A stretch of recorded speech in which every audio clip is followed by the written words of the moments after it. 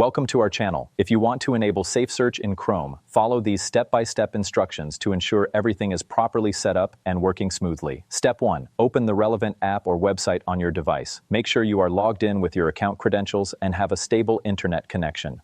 Step 2. Navigate to the Settings or Account menu. This is usually found in the top right corner of the screen or in the main menu section. Step 3. Look for the option related to the task you want to complete. This might be labeled as Preferences, Account Settings, or Device Management depending on the platform. Step 4. Follow the on-screen prompts carefully. Read each instruction and make sure you understand what is being asked before proceeding to the next step. Step 5. Complete the required actions by entering any necessary information or making the appropriate selections from the available options.